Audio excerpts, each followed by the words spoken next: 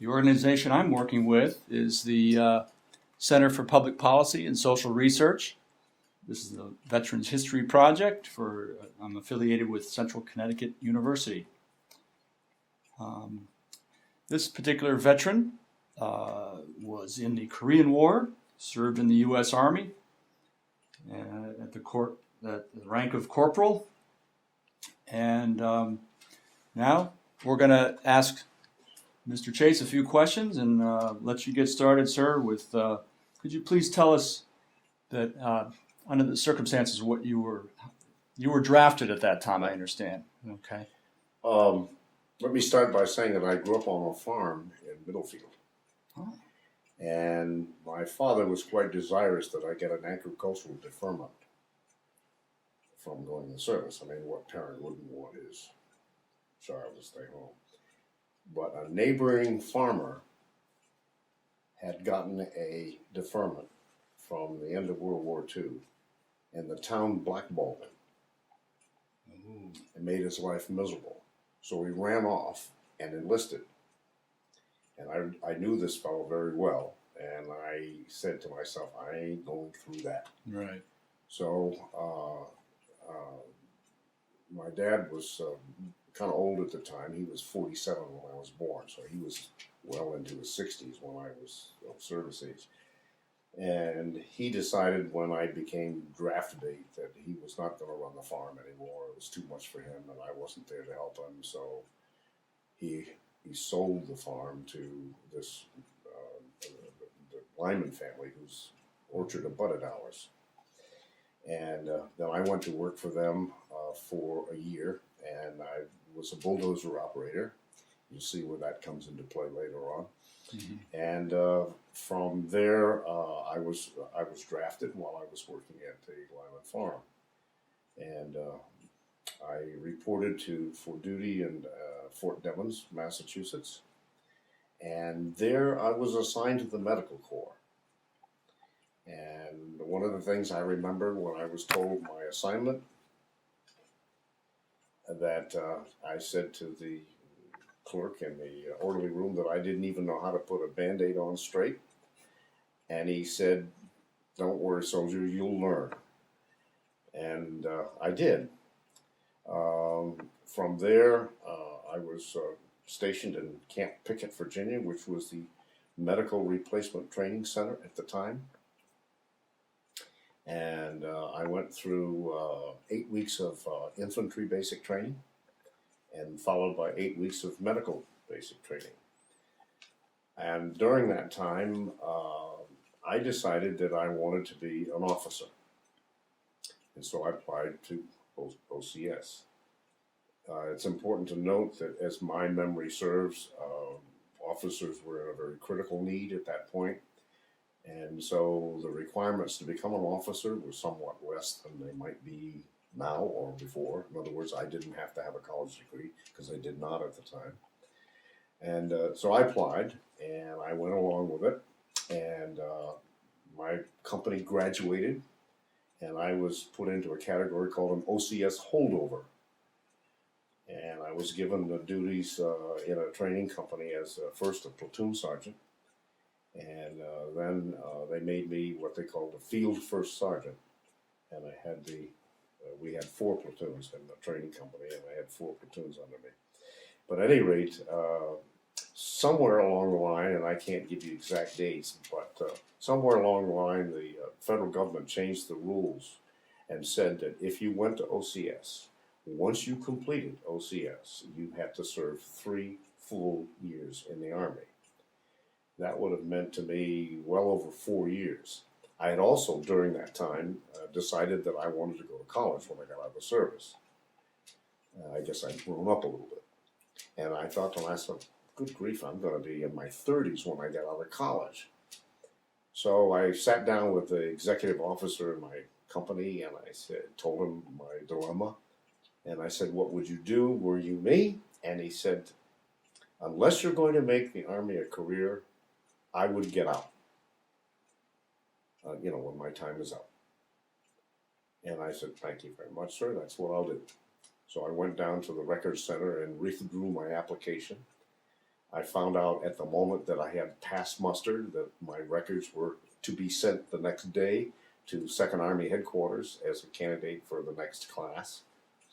But the warrant officer dug my file out and he said, I don't ever expect to see your face in here again. So that ended my officer's career.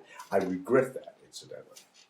I regret that because it's one of those things you would like to know what kind of an officer you might have been, but it didn't happen. So anyway, now my status as an OCS holdover was in question. And they really didn't know what to do with me. But I stayed on as a field first sergeant in a training company. And I went to every little school they had down there. I went to CBR training, which was chemical, biological, and radiological training.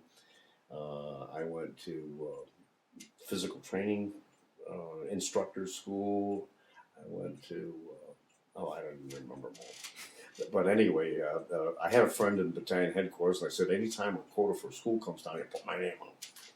And because it was a change in the routine, and it was kind of fun, and then all of a sudden they decided to come up with a cadre training school, and this was teaching men how to run a company and things like that. And my company commander said to me, if you don't come back number one in your class, I'm going to kick your whatever. And I did. I had a great time. I really enjoyed soldiering. I was one of these weird characters that didn't mind all of the chicken and all that stuff. It didn't bother me at all. I rather enjoyed it. I had gone to a boarding school, and I think that's why I'd been through all of that. All right. So anyway, I went to this cadre leadership school and graduated first in my class, and came back looking for a nice juicy assignment. And along about that time, the federal government decided to close Camp Pickett. It was resurrected from World War II. In fact, the barracks that I moved into, our first assignment was with bayonets, pick the weeds out between the floorboards in the barracks. But anyway, they decided to close Camp Pickett and move the Medical Replacement Training Center to Fort Sam Houston, Texas. So my company commander called me in and he said, well, if you want to go to Fort Sam Houston, we have to pick 6 key people from the company. And, you know, the executive officer, the supplies sergeant, the mess sergeant, and you, the field first sergeant. And I made a smart remark that I probably should have been shot for saying. I said, well, if you're going to send me all the way to Texas, I might as well go overseas. He said, okay. And so the next thing I knew, I got orders for FECOM, the Far Eastern Command. And so I got my 30-day leave and headed for Korea. And we sailed on a troop ship out of Staten Island and went around through the Caribbean and the Panama Canal, and then up to Hawaii and spent a couple of days in Honolulu. And then to Sasebo, Japan, which was the naval training center for the Japanese Navy during World War II. And from there, we were hustled onto a ship and sent down to Busan, Korea, which was at the lower tip of the peninsula. And from there, we were put into we call them repel depots, replacement depots. It was in a place called Wijambu. I have no idea how to spell it. And we were thrown into a group, and we pulled all kinds of details waiting to be assigned.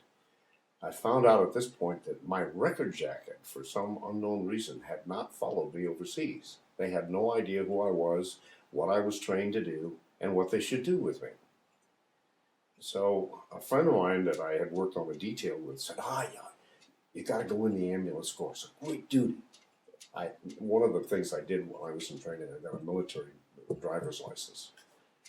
And so I qualified to do that, and I thought, oh, that's not bad. So this guy asked me, he said, what are you trained to do? And I said, I'm a medic. He said, oh, yeah, everybody wants to get in the medical corps.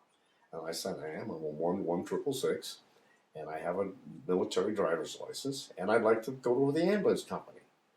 And he reluctantly said, "All right, we'll try you because they are looking for people. But if I find out that you're not qualified, you go right out in the trenches." Okay. So, so they assigned me to the 7th Medical Battalion, that at that time was stationed up in the head of the Charwan Valley. And my first duty was assigned as a medic to an ordnance company, and which was not terribly exciting, but it was interesting. And I had sick call every morning out of the back of an ambulance driven by somebody else because I was not yet given an ambulance.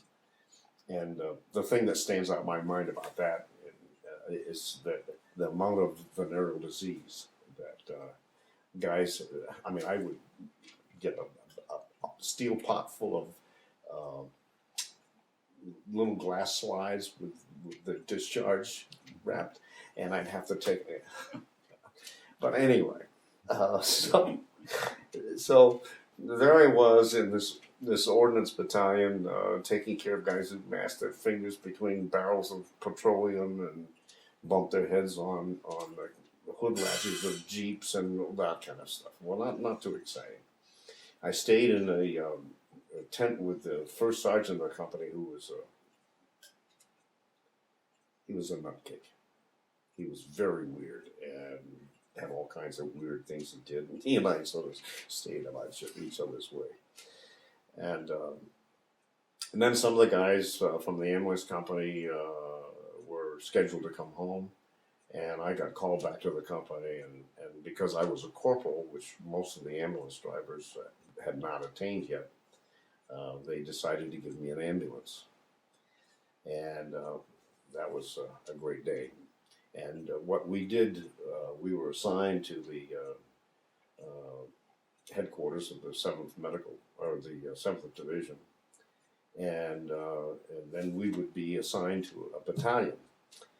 And you go out and work with the battalion, and you run people back and forth and up and down the hills and pick up people that have been hurt. And I won't go into all of that, but it was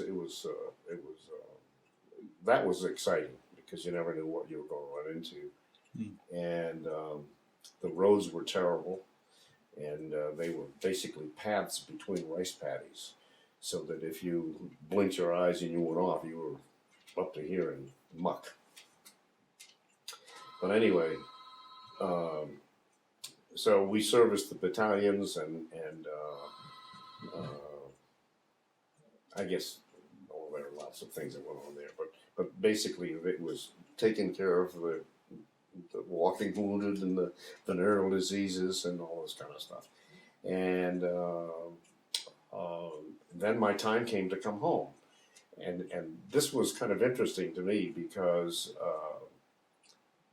usually you expect whole bunches of people to come home at one time from a company or a battalion. And in my term in Korea, we came back one at a time.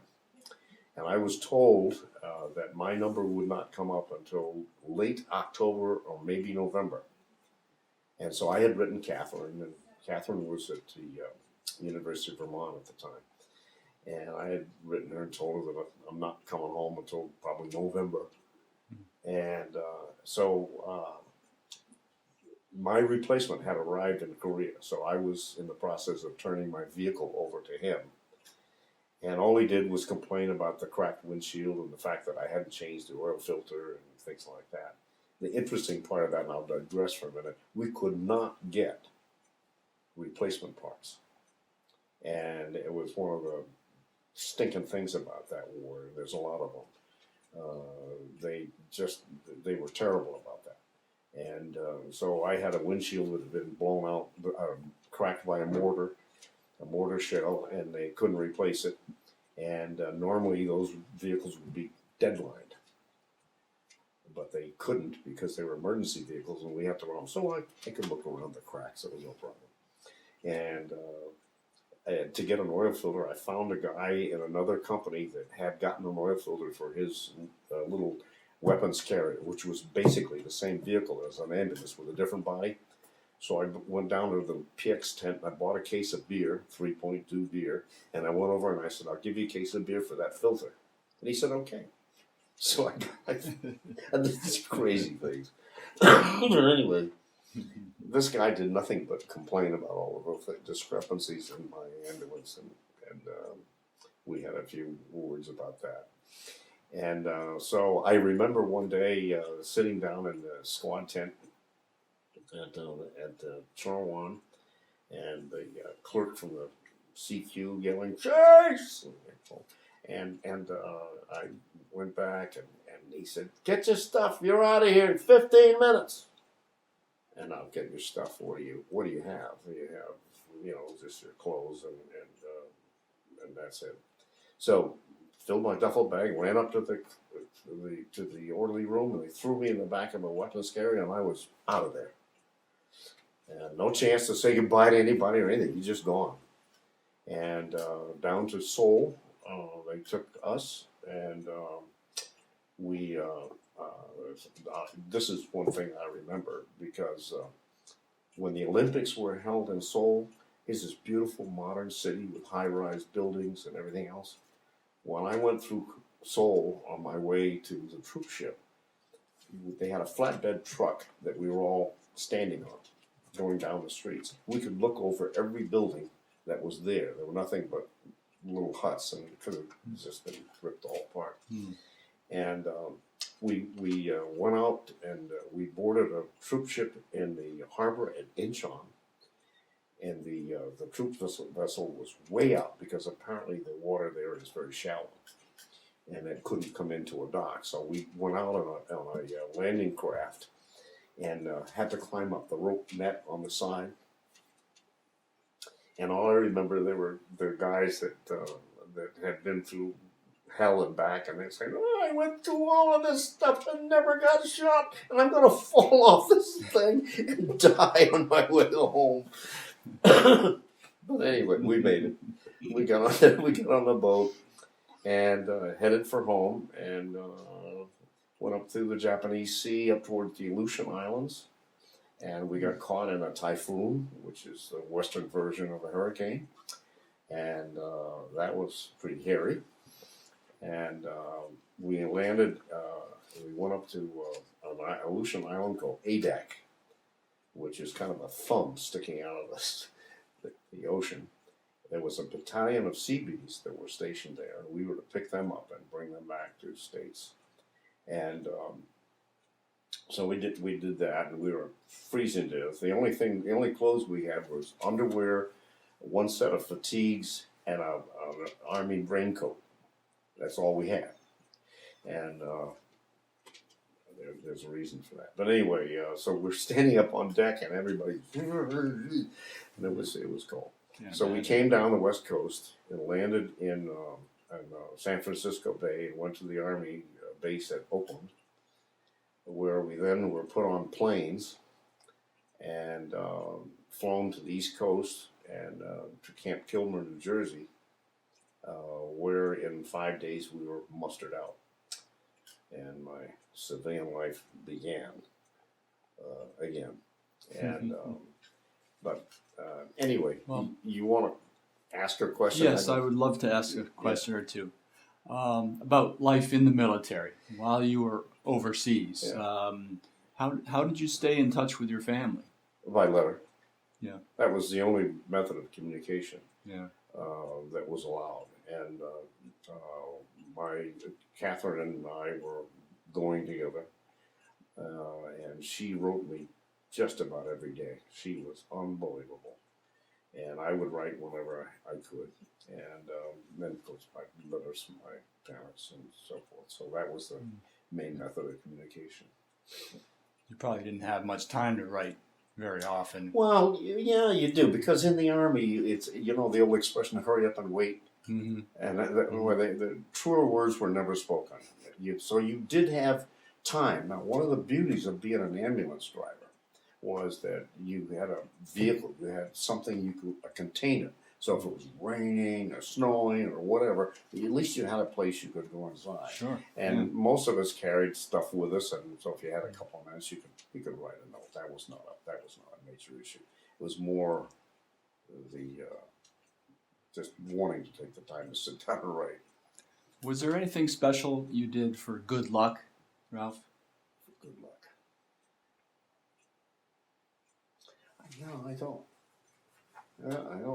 I don't remember, any trinkets or anything like that. No, I don't think so. Any rituals that you No, practiced? I don't. No. I don't remember any. Quite frankly, I mean, we did a lot of different crazy stuff, but Yeah, well, that's the next question. What did you do to entertain yourselves? Well, there's one thing that might be interesting is I had a thing about my ambulance. I took a lot of pride in the old thing, in spite of its cracked windshield, and you weren't supposed to polish them because the polished vehicle reflects lights, and so that was a no-no. Well, I thought that was kind of ridiculous because on the side and the top of my vehicle were this huge red cross. I said, so who am I going to be hiding? And so anyway, I didn't like the dull olive drab finish. So I would buy, whenever I could get my hands on it, a can of neutral shoe polish. And I'd polish that thing. And that ambulance stood tall, to use the term we use then. Okay, so along comes a USO show. And these are Hollywood actors who volunteer their time to travel overseas and entertain the troops. And so they came up to the ambulance company because they wanted comfortable, heated vehicles for the women to ride in. So they came down, and, whose ambulance is that? Mine! We like you. So I got the duty of taking around groups of people on a couple of USO shows. And we take them within our division confines, different companies, and in some of the most incredible places you ever saw. I mean, the hills in Korea went up and down. They did not wind, and they weren't rolling hills like we see here in New England. So the roads constantly, and the Army never built a road along the side. They would go right up the top.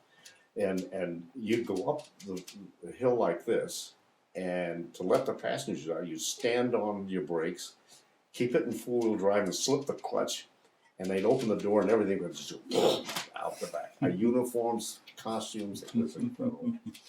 And then you had to figure out how to turn the darn thing around to go back down. That was always funny. But so I had that duty, and that was a real experience. I learned those people who were there volunteering their time were not people you'd ever read about. They were kind of has-beens, a lot of them, and a lot of young actresses and performers who were probably trying to make their way and so forth. So nobody really famous. But when we'd go into a company, all of the entertainers would be invited to the bachelor's quarters, which was the officer's tent where they served booze and so forth. We, of course, were not allowed to go in. And the actors would come out, they'd sneak a bottle of beer and under their shirt, and they'd come out and say, "Guys, a bottle of beer." And so we were well taken care of by that, because that was kind of neat. And they'd take any letters you had, you got anything you want me to do for you when I get home, want me to call your mom or anything like that. They were really very nice. But it was kind of fun. And so that was entertainment. Other things we did, back in the company area when we were not on battalion, we had volleyball was a popular sport for the guys to do when they were off duty. And we did that, and we had tournaments among the different companies, and that was kind of fun. Until our first sergeant got mad one night and went out and cut up the net with his knife. He was a weirdo too, but anyway. Was that his idea of a prank? He was angry. I don't even remember now, but he was ticked because either we'd gotten beaten or somebody made a comment. I don't remember, but he went out at night and sliced the thing up, and so that ended the volleyball in the company. What else did we do for entertainment? Most of the time, you were washing your ambulance, washing your clothes, trying to find a place to take a shower. Um, and the only thing that was available, they had what they call shower points, and I guess it was the ordnance department. I've forgotten who did it, but they had these pumps. They pump water out of a brook, and it ran through sort of an immersion heater, and they attach it to a pipe with holes, opposing holes, and it'd be in a rack maybe 20 feet long. And so when you found a shower point, you could go and stand on one of these dribbles and get clean. They had a disease over there which they call hemorrhagic fever, and they believed at that time it was carried by a mite. And if you got it, you bled from every opening on your body. I can't tell you whether anybody ever died from it, but it was pretty scary to find that everything was bleeding. I never got it, thank the Lord. But, excuse me, every time you went to a shower point, you had to turn in your uniform. And they'd issue you a new one that had been treated with a miticide. And so that was a good way to get a nice, clean uniform. Sure. But you didn't have to treat any soldiers for that hemorrhagic fever, did you? No, I didn't treat anybody. I hauled people from one place to another, and I'm sure we had some. I don't happen to remember any, but it was a concern. One of the things about the Asian countries, they have diseases and things over there that we don't know anything about here. Mm-hmm. Mm-hmm. Consequently, we didn't know how to treat them, and so that applied to venereal diseases and everything else. There was some weird stuff, and our guys were hurt by it. But anyway, so being an ambulance driver, of course, we were moving quite a bit, and you had an idea you'd see a shower point, and so you could just pull off and go take a shower real quick. And the poor guys, the regular GIs, didn't have that opportunity, so that was kind of neat. One of the perks of the job, right? One of the perks of the job. And but the rest of the time was waiting.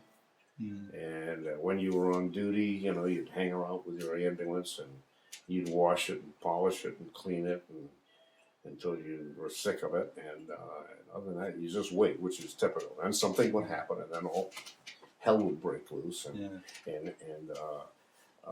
you were more than busy for a little while. But you were based pretty much in one spot, or No, did you move around quite a bit? No, we'd move around. You'd spend 2 hours out in the back, out on the battalion aid station. And the military chain of evacuation started with an aid station in the combat zone, and then the wounded, and there'd be an aid station for each battalion, and they would funnel the wounded back to a collecting station, and then from there they would go back to what was called a clearing station. Clearing station had an operating room, and they could do a higher level of surgical stuff. And it was at the clearing station that my ambulance headquarters was. And then the next step from that in the chain of evacuation was the Mobile Army Surgical Hospital, MASH Hospital. Okay. And then the guys that had to go beyond that would go back to the General Hospital in Tokyo. So that was the chain of evacuation. So my job as an ambulance driver was from the clearing station to the collecting stations to the battalion. And so we were assigned, we were sent to the 3rd bat, 2nd bat, 1st bat, and so forth, back and forth. You'd spend 2 weeks in the field. You'd come back to your headquarters, pull first echelon maintenance on your vehicle, clean it, run through KP, stuff like that. And that was when you could play volleyball if you had a few minutes and take a shower and all that kind of stuff. And then you'd get an assignment to go out to another bat, and you'd be out there for another 2 weeks, and that's how we did it. So during these assignments, where you'd be going up forward and then coming back. Yeah. Any particular incidents come to mind, Ralph? Yeah, I scary remember. moments or Well, funny moments? yeah, Or... this was a little bit funny. Um, we had basically we had a monsoon season there, and as I recall, it was in June, and it rained like I've never seen in my life, and the place would turn into a sea of mud. And of course, the military vehicles were designed to operate in those kind of conditions, so we could get pretty much where we wanted to go. And I was hanging out with my vehicle, and I got a call that I had to go in one of the battalions. And I grabbed my trip ticket from the dispatcher, got my ambulance, and he told me where to go. And it was at night, and I don't want to get this into about, but you couldn't use any lights. And so you have these cat eyes that are just little dots in your headlights. So somebody can see you. You can't see anything with them, but people can see you. And you get used to, unlike America, there are no lights on the horizon. No cities or anything like that. So, excuse me. So stars and some illumination, and after a while, you could actually see reasonably well. So anyway, I'm going out to this area, and I come to the base of this hill, and the guys saw an ambulance coming, and they knew what I was there for, and they directed me, and I go up this hill. I mean, it was like going straight up the hill, and muddy and slipping, and the guys are walking along the side of the road, waving me on. And I finally get up this place, and they have me to stop, and this young lad at the back of his head was blown off. And so they asked me to stop, and these guys came and took a litter out of my a stretcher out of my ambulance. They went and they picked up this boy, and they brought him up, and they slid him onto the ambulance, and in with him came an officer. And so the officer said to me, he said, "Okay, soldier, move out." And the guys had not shut the back door to the ambulance. Now, the ambulance had a step that flipped down when you open the doors, and you had to flip that up in order to shut the doors. So they were trying to shut it without doing that.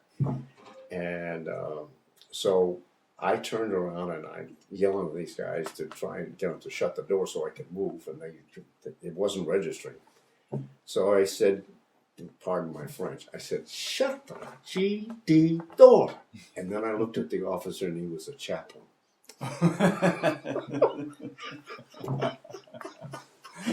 Dum, dum, dum. I said, "Oh, excuse me." "That's all right, that's all right." So anyway, we got the door shut, and I got the ambulance turned around, and we go flying down, and we're going on through between these rice paddies, heading back to the collecting station, and I see a vehicle coming at me. I can see the cat eyes. So the guy kept bearing down on me, and I said, "See, he doesn't." So we had a spotlight over the windshield with a red cross on it. So I said, "I gotta let this guy know that I'm coming lickety split." And so I flip it on and off, and flip it on and off, and I'm bearing down on this thing, and we get right up to this Jeep, and the driver took a leap and landed out in the middle of the rice paddy. It was a full bird colonel. So I went flying over this captain in the backseat. The chaplain was telling me, he says, "Yeah, keep going, keep going." So we get back to the collecting station, and I back up to the Quonset hut, and these guys come out and they take this poor man and they take him inside, and so I'm sitting there and picking things up and putting them back here. In comes the Jeep with the colonel in it, and he says, "Who's the driver out there?" And I said, "I am, sir." And he starts up one side and down the other, screaming at me, "Who the hell do you think you are?" Blah, blah, blah, blah. And I'm just kind of standing there taking my lumps. And the chaplain came out. And to his credit, he went up to the colonel, and he said, "Excuse me, sir. This man just might have saved this man's life." And that was the finest piece of driving I have ever seen. And the colonel said, oh, well, good job, soldier. And I said, thank you, sir. Jay. Thank you, chaplain. He said, it's all right. So that was exciting. That's great. That's great. Well, there's a couple of photographs that your wife has pulled out for us to show here. Maybe I can hold it up and then hand it to you. Could you just talk about these pictures briefly for us? Yeah, this was taken in Camp Pickett, Virginia, which is as I mentioned, the Medical Replacement Training Center. I'm in a cadreman's uniform. I was a field first sergeant of a training company during this period of time. And this man standing with me, his name was Bob Van Kirk. He was from New York State somewhere. And he and I became pretty good friends while we were in the service. And somebody took our picture. He obviously, he's in civilian clothes. He must have been going off somewhere, leaving me behind with my little striped helmet. And I lost track of Bob when I went overseas, and I never knew what happened to him and so forth. But he and I had a lot of fun. He was it doesn't look it there, but he was about a foot taller than I am. A big husky guy. Good guy to have around with you. The other picture, which I'm not terribly proud of, was my first day in the military, taken at Fort Devens, and I guess that's enough to be said about that. So that's the story behind those two pictures. Very good, very good. Well, after your service or later years, let me tell you one other funny thing that happened to me. When I was in Camp Pickett and I was the field first sergeant, one of the things that we did with the troops while they were in training, we'd take them on a bivouac. And this was both an infantry and a medical exercise. And the medical part of it, the guys had to set up an aid station and yada, yada, yada. And after the exercise was over, everyone would gather in a bleacher, and the TAC officers who ran the thing would critique how the company performed. And during this time, it was the responsibility of the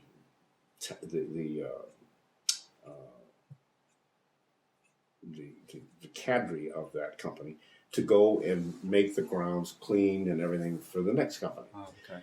So we had an executive officer whose name was Woods, Lieutenant Woods, and he came up to me and he said, "Chase, get a detail, and let's go over and we'll clean up the latrines." Now the latrine was a box probably twice as wide as this table and as long as this room, and it had holes in it. And I can't remember how many people, but probably 8 on a side. And this box was over a hole. And so what we were supposed to do was to pick the box up off the hole, and then you put gasoline in there and burn off the papers, and then put in lime, and then put the box back. And at the end of the box, there were tubes. They were the tubes that a 3.5 rocket launcher shell came in. They were called piss tubes.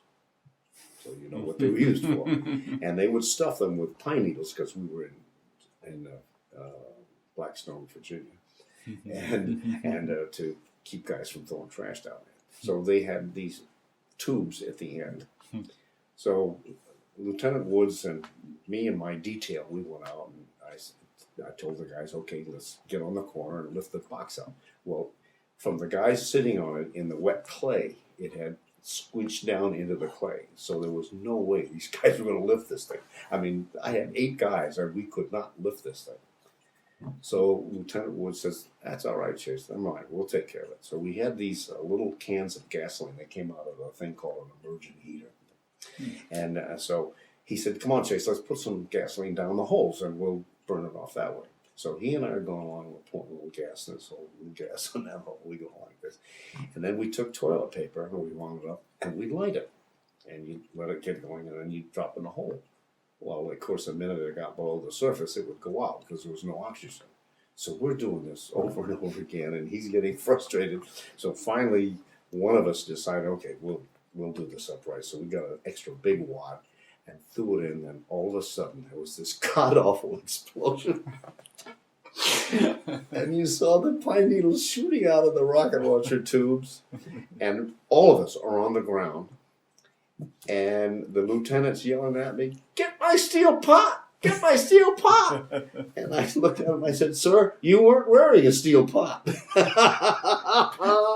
He had a Class A uniform on. I was in dirty fatigues, and covered with you know what. It was hilarious. And the last thing I remember, and of course the trainees were over there rolling on the ground in hysterics. And the last thing I remember, the lieutenant was saying to me, "Chase, if you ever tell anybody about this, I'll kill you." So we blew up the latrine. And when we got back to the area, some other officer came up and said, "Oh, what was the explosion?" Never mind. You don't want to know. I don't want to know. But that was one of the more cherished moments that we had. And so we did have our fun, and we did have funny things that happened. And those are the things you remember. You have a good story to tell, sir. Yeah, well, it was a great experience, and it was. There were a lot of lessons. I should, if I can, just tell one other anecdote, which I thought was Please. profound for me. For me, as an American living somewhat protected life in a little farm in Middlefield, Connecticut, in the 50s and 40s and 30s and so forth. And to be thrown into a situation or country with people that we didn't understand. We couldn't talk the language. We had very little exposure to civilians anyway. They weren't allowed of where we were. But culturally, just totally different. And the experience that I'm going to relate was that when we landed at Busan, we were put on a train, and the Japanese had built the railroad there, and it was one main line that went right up the center. And so we got in this train, and all these MPs got on board. And we were saying to each other, "What are the MPs for? Yeah, we're traveling in the American zone. What do we need MPs for?" Military police. So we asked one of the more checked out guys, "You'll see." So we all get on the thing, and they had these big trash cans of sea rations, and they put them in hot waters and then just hand them out to you, and you could open it up and eat it. And they weren't all that bad. I rather enjoyed them, but that was one of the few. But anyway, so we go along, and then they stop the train because we're going to eat. Couldn't sit, I mean, it was all over the place because you know where you're going to eat when the train was moving. So we'd stop the train, and the guys would start handing out the cans of sea rations. Well, all of a sudden, from the banks along the side of the railroad tracks, these little kids would come scrambling down the banks, and they'd come up to the train and say, "Hello, chop chop, hello, chop chop." And they were pathetic little kids and starved and no shoes and raggedy clothes, and just pull your heartstrings. And the guys, the GIs would throw them their cans. They say, "Hey, you need this more than I do, kid," and they'd throw out the sea ration. And the kids would get 5 or 6, and they'd start scrambling up the banks. They'd get up the top, and a bigger kid would whack them upside the head and steal the sea rations. And the GIs would go nuts, and they'd want to get off the train and go up and kick butt. That's what the MPs were for. They'd stand in the doorway with their rifles and, "You don't move." So we found out what the MPs were for. But the thing that struck me, and I've carried all my life, was the vision of those kids. They lived in little huts they'd made out of sea ration cardboard, which was very, very thick, and it wasn't corrugated. It was flat cardboard and very rugged.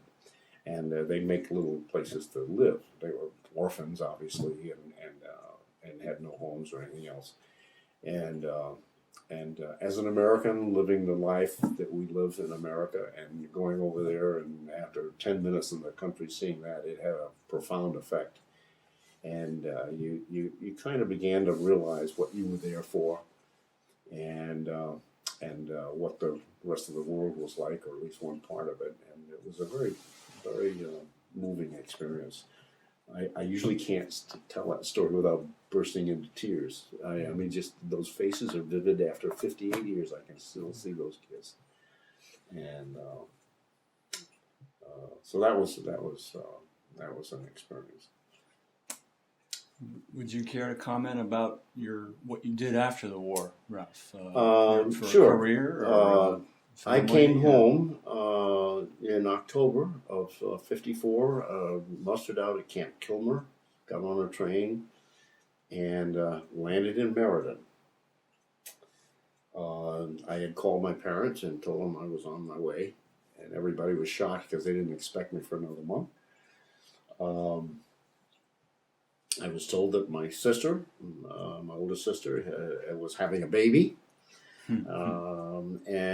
So I arrived in Meriden, and the reason that's important to me is I got off the train, I'm in uniform, my duffel bag, and a kid I'd gone to grammar school with, his nickname was Jeep Rupachowski. I don't know whatever happened to him, but he came running by me, and he stopped, and he looked at me, and he said, "Sonny," which was my nickname.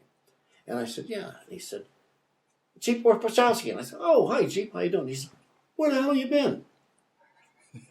And I kind of went, "Huh?" And he was looking for his wife. They'd had an argument, and she left the house, and he was looking for his wife. But what struck me was, where you been? I mean, you've been somewhere, and you felt it was significant, and you arrive home, and somebody said, "Where you been?" And that really hit me like a ton of bricks. And I remember my dad came and got me, and I came home, and after a day or so, because we had to drive up to Rochester, New York, where my sister had had her baby, and my mother was going to stay with her for a few days. And so on the way up and on the way back, my father and I had a chance to talk, and I must have impressed them that I was pretty depressed by the fact that people didn't even know you were gone, and you could have had your head blown off and they wouldn't even know it. Mm-hmm. And my father gave me a book to read. It was called the Norman Vincent Peale, The Power of Positive Thinking. And he said, "I want you to read this." And I did, and it made a lot of difference to my thought process.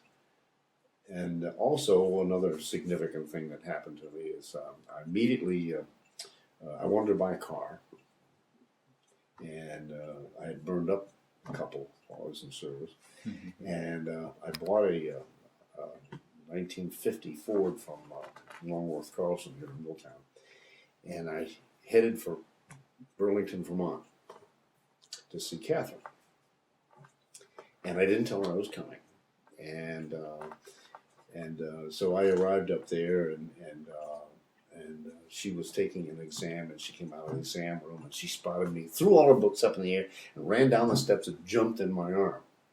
Kath is not a little dainty thing, so it's a wonder we didn't both fall down. But anyway, that was kind of neat, and that was very meaningful for me.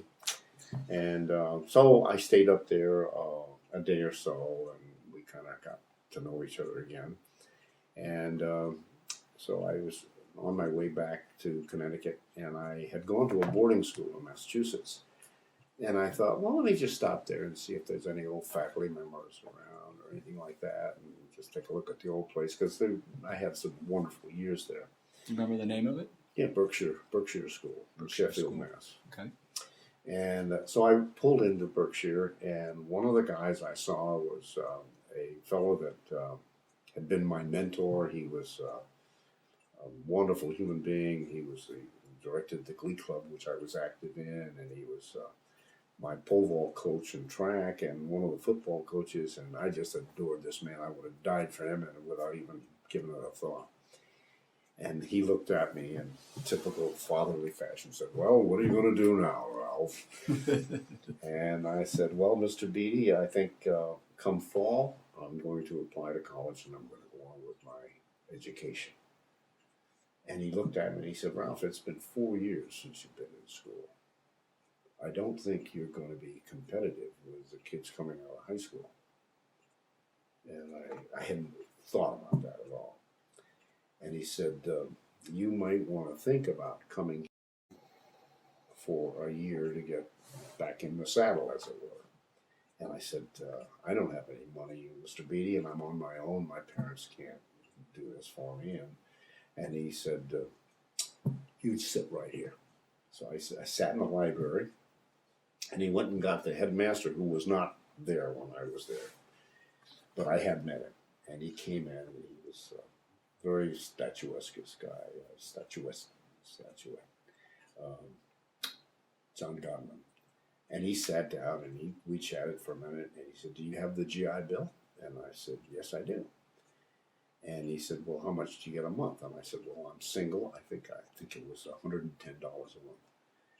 And he said, "I think you ought to come here for the balance of the year, this being October." And he said, "We'll help you apply to colleges and see what we can do to help you get into the college that you want." And he said, "If you want to come here, I'll accept what the GI Bill will give you." And I thought, "Oh my God." And he said, "We'll make you work. We need a JV football coach, I need a hockey coach, and I need a pole vault coach. And we'll put you to work." And he said, "We've got a new dormitory on campus that does not have a master. You will be master of that dormitory. So you earn your keep." And he said, so I said, "Well, I guess I can't refuse that." And he said, "Can you be here tomorrow?" And I said, "I don't think so, because I don't even know if I have clothes." And he said, "Well, if you can be here in 2 days, come back." So I went home and told my parents. My poor mother almost had a fit. She said, "I've got a lot of stuff in a steamer trunk somewhere. I'll make sheets and all the stuff I had when I was a student there that I would need again, plus clothes, and I had my uniforms and so forth." But anyway, I went back. I went back with my little car, which they didn't expect. But they said, "Well, I guess it's all right." And so I went there for the balance of the year. And that changed my life, because what I wanted to do was, I thought a prep school was a great place to be. And I thought what I wanted to do was be a coach and a teacher in a boarding school. I thought that was the ideal life. And so I was gearing my education towards that. And one day the headmaster grabbed me on the way to lunch, and he said, I had a chance to talk to a placement director in one of the colleges visiting campus. And he said, none of the students showed up to talk to him. And he said, "So I took the liberty of discussing your record and talking about you." And he told me that this school has a lot of veterans, and they can put you in a 3-year program because you only have 3 years left of your GI Bill. And based on your record, he'd accept you if you applied. And I said, what is this place?" And he said, "It's a place called Babson." I'd never heard of it. Honest Injun, never heard of it. And he said, "It's a business school." And he said, "I have all the literature and stuff, which I'll be happy to give you." And he said, "You'll find in there that it says 79% of college graduates go into business. So why not get a head start?" And I said, where is it?" And he said, "It's in Wellesley, Massachusetts." And a light went on, because Catherine had decided to go to the Catherine Gibbs Secretarial School in Boston. And I said, "Oh, my lucky day."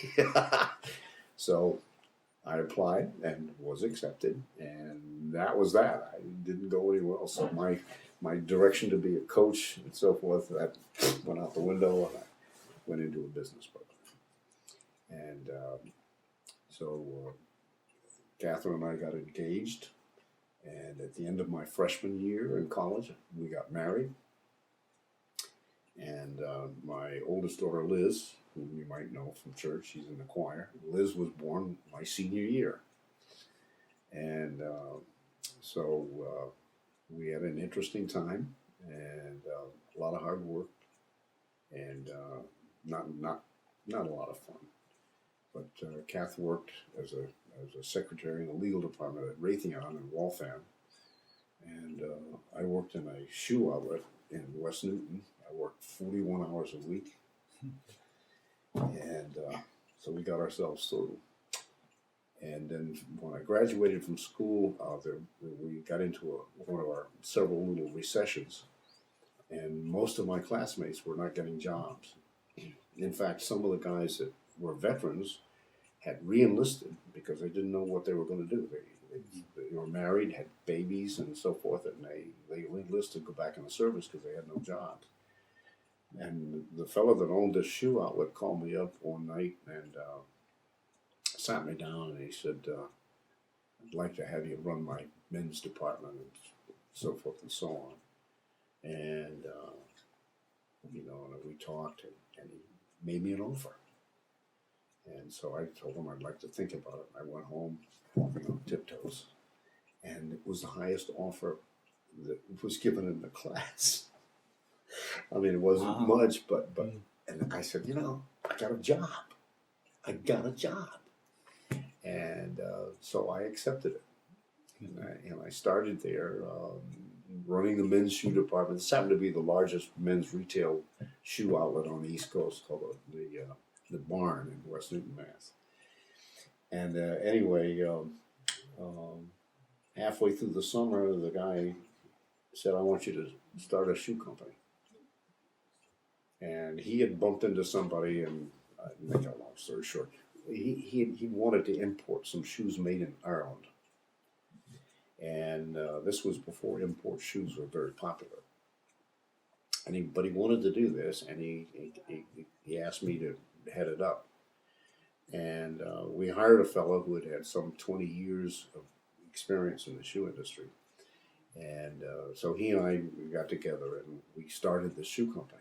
Now, this is a kid that's out of college 3 months. Anyway, we learned fast, and we learned a lot. And the benchmark was if we could get our sales up to $1 million the first year, that we'd arrived. We went over that a little bit.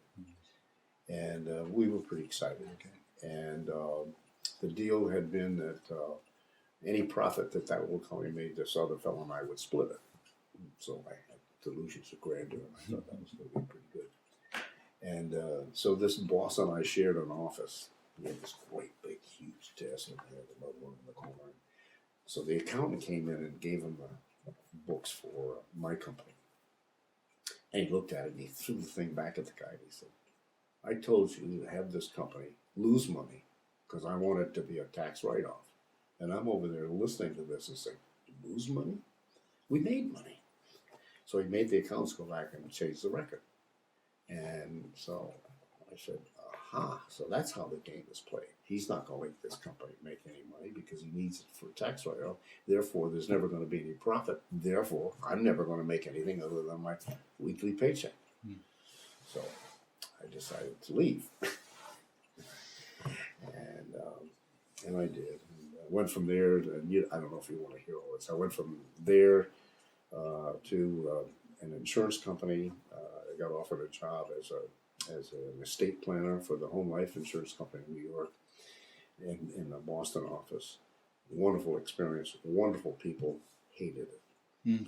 I did not like being in people's houses every night trying to sell them life insurance. But I learned a lot about that industry and a lot about people. And so I had some clients at Mobile's office in downtown Boston, Kenmore Square. And one of them was the assistant personnel manager. And I was in wrapping up my affairs with him. And I can't remember how the conversation came up, but he said, "How would you like to work for Mobile?" And I said, well, and he said, "Well, we've got a couple of openings." Nobody was hiring anybody. And he said, "We've got a couple of openings in the training class. If you're interested, I'll pursue it with you." And I said, "Why not?" And he said, "Sit here." So he went down and he came back in about 10 minutes and he said, I've got 2 appointments for you. Come on. So I went and met the sales manager, and he was, the oil men in those days were gruff, crusty, two-fisted guys. And this guy looked at me, and I'll never forget it. He looked at me and said, I like the cut of your jib. So he said, but before I make you an offer, I want you to go and interview with 3 other oil companies. And then I want you to come back and tell me which one you want to work for. I thought, well, that's a funny thing to do. But anyway, I did. And of course, as he already knew, nobody was hiring anything. I mean, one place wouldn't even let me fill out an application. It was Shell Oil. They said, don't bother. We'll just throw it in the basket when you leave, so don't bother. But anyway, I did do that. And I finally came back and I said, yes, I want mobile. Because you were the only one that was. Anyway, so I started my career with mobile and worked in sales, and then became an area manager. And then they came to me and asked me to conduct an experiment with college recruiting on a division level. That had been formerly a corporate function. And I said, yeah, I'd like to try that. And they said, well, we're going to let you do it for 2 years. And at the end of the 2 years, you'll be evaluated. You'll either go out as a sales manager or we'll throw you back in as a salesman. Success or failure. You willing to take that chance? Oh, yeah. And because I had done well enough in sales, I was the number 1 in the district and so forth. I didn't have any more mountains to climb right there, and I thought this would be good change. So I got into the college recruiting thing on a division level and got to know all the people in headquarters in New York, and they got to know me and so forth. So I did that, and it was successful. And then the next thing you know, I got a call from New York saying that we have an opening at the corporate level. Are you interested? And I said yes. And they said, well, you were recommended. And so anyway, I went down to New York and interviewed with all the mucky mucks down there, and they hired me as a regional recruiting guy. And I handled the Northeast for the company. I had 105 schools under my jurisdiction.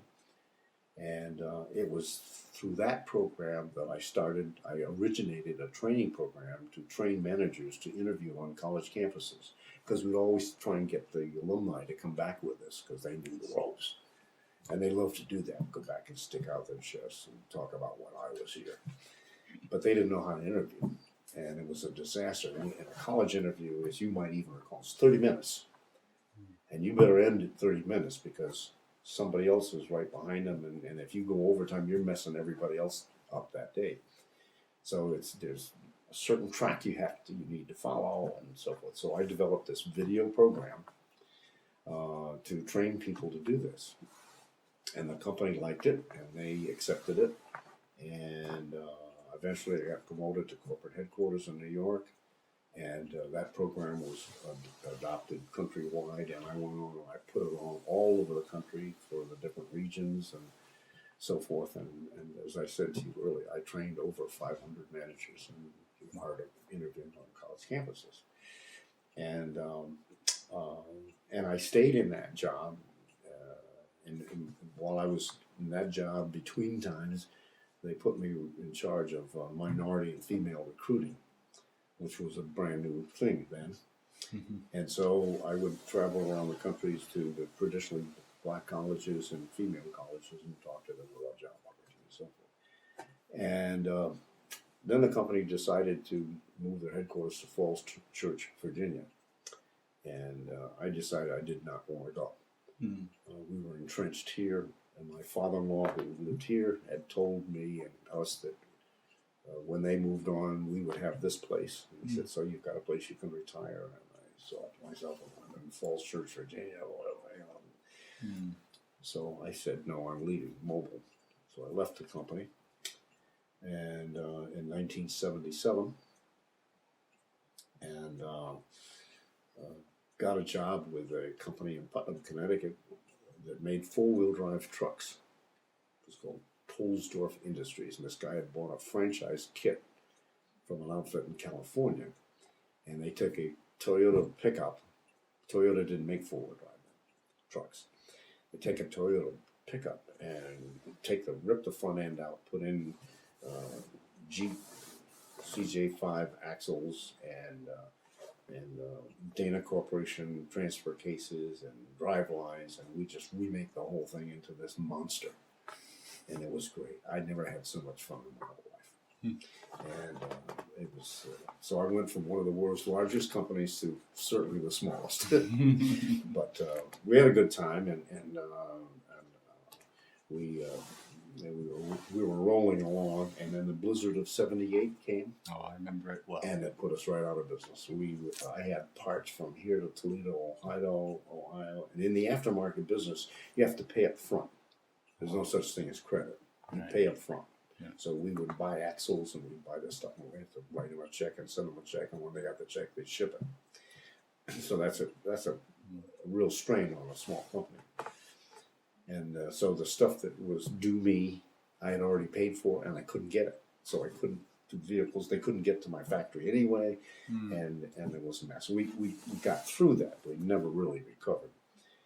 But while this was going on, we engineered the conversion of the Ford Courier, which was a predecessor to the Ranger. And nobody had been able to do it. It had sort of an unusual configuration. Nobody had been able to master it, but we did.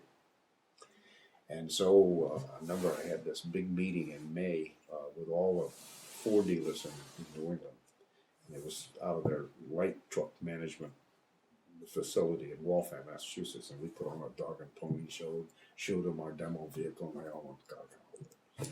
And that was kind of fun. And so we were back in my office within about 10 days, as I recall. I got a phone call from the Ford light truck manager, and he said, "Hey, did you read automotive news that came out this morning?" And I said, "No, I haven't gotten it yet." And he said, "Ford just announced that they were going to go into the four-wheel drive truck business, and they told us don't do any aftermarket business.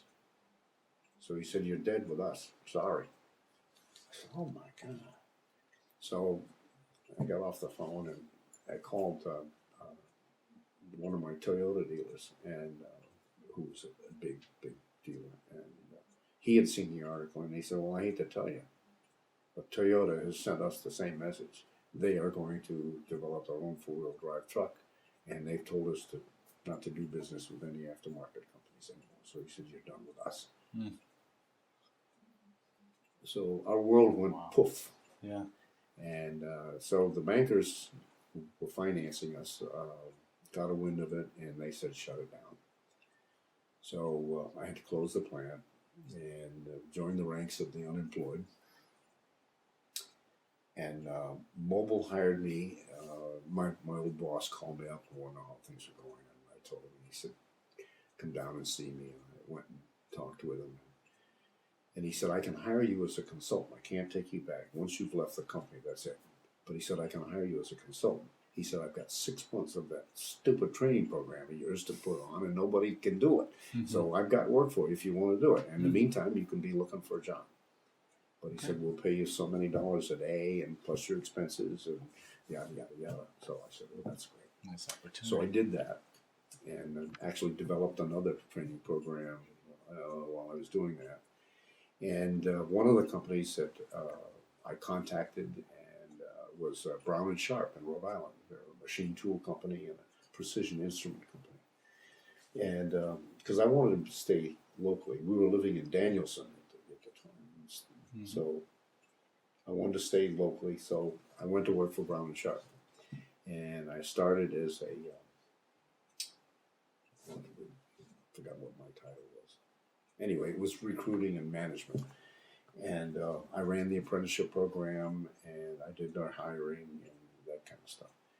And I did that for a while, and then I became personnel manager, and then not too long after that, I became director of human resources for the worldwide corporation. And we had plants in Switzerland and England and Italy and France and a few here in the U.S. And so I became the head of human resources for that. And I did that until I retired. And I stayed there for almost 20 years. and I retired there in December 23rd, 1997 was my last day of work, and we moved over here full time and have been here ever since. And the rest is history. Now I have the best job in the world, retirement. Thank you, Ralph, very much.